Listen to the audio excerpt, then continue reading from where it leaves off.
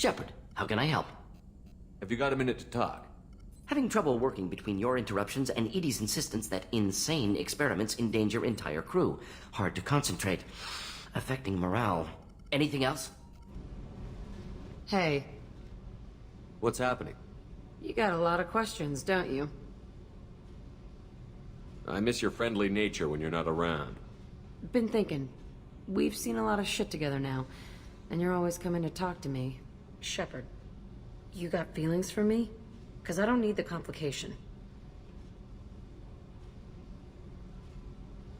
I'm not buying it, Jack. You're trying too hard. Screw you, you don't know me. I've had enough. Fine with me. Right, you're too needy. That's not my thing. Right. Stop that. Stop playing with me. This should be easy.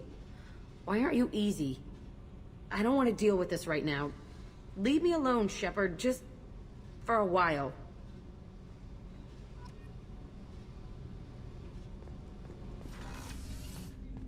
People are talking out there, and I hear it all. I'm glad to hear Thane and his son are back in touch. It'll be hard, but I think they'll be fine. Edie has a wicked sense of humor. Or I should say, a really funny lack of one. Sometimes she seems like a person. But when it comes down to it, I can't get past her being a computer. Do you need something? Have a few minutes to talk? Certainly. If you don't mind my saying, you don't really seem like an assassin. You've spent too much time fighting thugs who think custom-painted armor makes them professionals. The Hanar trained my body for this role since I was 6 years old. You've been killing since you were 6? Of course not. I didn't make my first kill until I was 12. They were training me. I was not to be used and thrown away. I was an investment. You were a child, not an investment. I've given you the wrong idea. They valued me, yes, as a resource, but also as a person. They regretted their need for me. The Hanar? Excessively polite, worship the Protheans? They don't seem the type who'd train assassins. Every species trains assassins. The Hanar are only unusual in that they need other species to do the killing for them. They have a strong grip and natural toxins, but have you ever seen one move quickly outside of water? Or fire a gun? Why did your parents agree to this? The agreement was made under the Compact. It was an honor for our family. The Compact? We live on the Hanar homeworld because they rescued us, some of us, from extinction. We owe them our lives. That is the Compact. What exactly are the terms of the Compact? There are many things the Hanar can't do, even with mechanical aid. They ask Drell to assist them.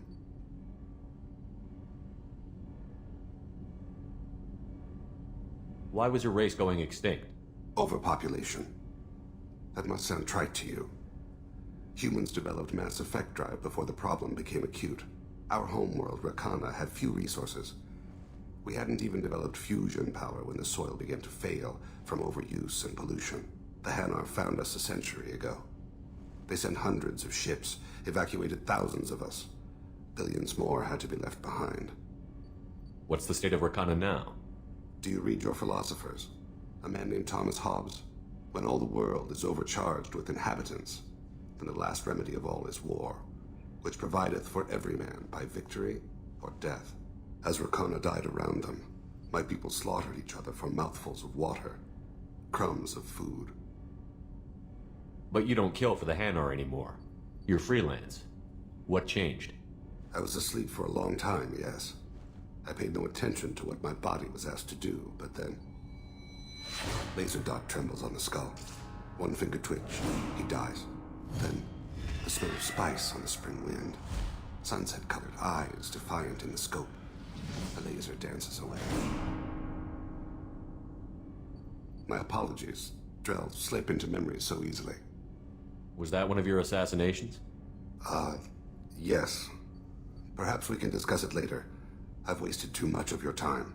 Shepard, need me for something? Have you got a minute? Sure, just killing time anyway. I wanted to thank you again for your help with Sidonis. Whatever happens with the Collectors or the Reapers or whoever else comes after us, I know you'll get the job done. I couldn't do this without you, Garrus. Sure you could. Not as stylishly, of course. It's strange going into a suicide mission on a human ship. Your people don't prepare for high-risk operations the way Turians do. How do Turian crews get ready for high-risk missions? With violence, usually. Turian ships have more operational discipline than your alliance, but fewer personal restrictions. Our commanders run us tight, and they know we need to blow off steam. Turian ships have training rooms for exercise, combat sims, even full-contact sparring. Whatever lets people work off stress. You mean Turian ships have crewmen fighting each other before a mission? It's supervised, of course. Nobody's going to risk an injury that interferes with the mission, and it's a good way to settle grudges amicably. I remember right before one mission, we were about to hit a Batarian pirate squad. Very risky. This recon scout and I had been at each other's throats. Nerves, mostly. She suggested we settle it in the ring. I assume you took her down gently? Actually, she and I were the top-ranked hand-to-hand specialists on the ship. I had reach, but she had flexibility. It was brutal. After 9 rounds, the judge called it a draw. There were a lot of unhappy bettors in the training room. We ended up holding a tiebreaker in her quarters. I had reach, but she had flexibility. More than one way to work off stress, I guess.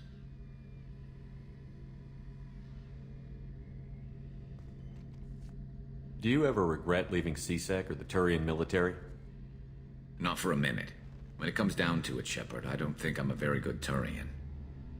When a good Turian hears a bad order, he follows it. He might complain, but he knows his place. I just don't see the point in staying quiet and polite. Not when the galaxy is at stake. Honestly, Garrus, what do you think our chances are? Honestly, the Collectors killed you once, and all they did is piss you off. I can't imagine they'll stop you this time. But an unmapped area, advanced technology, and the Collectors. We're going to lose people. No way around that. Not a happy analysis, I know. Don't worry. I won't spread it around. And I'm with you regardless. I thought you'd be used to high-risk operations on human ships. I mean, think about tracking Saren to Ilos.